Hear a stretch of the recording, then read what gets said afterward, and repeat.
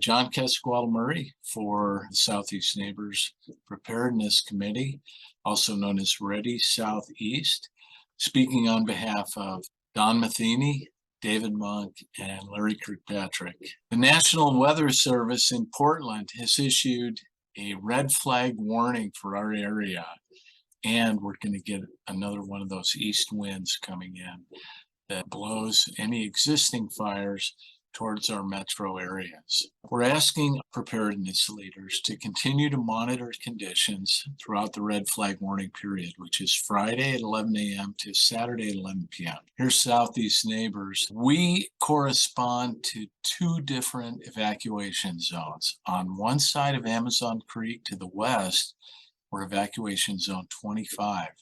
And then on the other side of Amazon Creek and all the way to LCC to the east, we're evacuation zone 31. So that's important because they may start using these numbers as we have these east winds blowing fire toward the city. Folks may need to leave. And it's not just an existing fire.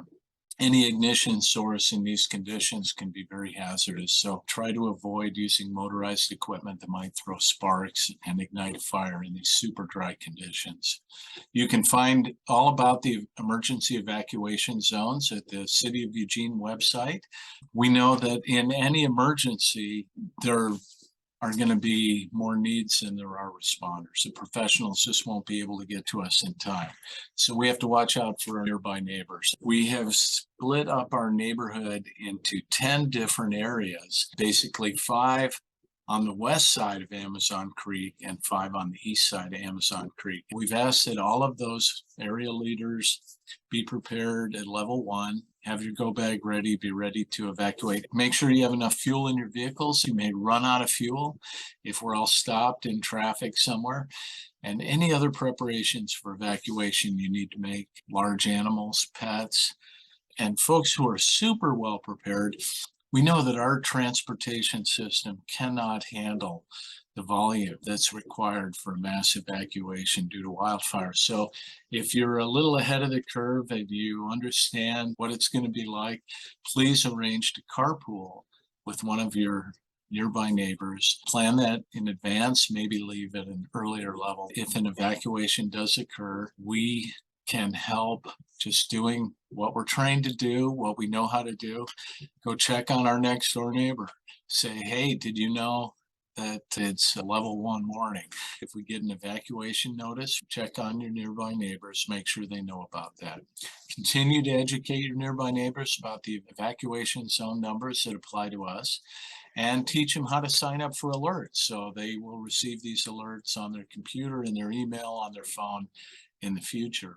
The other interesting twist in this event is that eWeb has identified much of Southeast Neighbors as a high-risk service area and prone to power outages.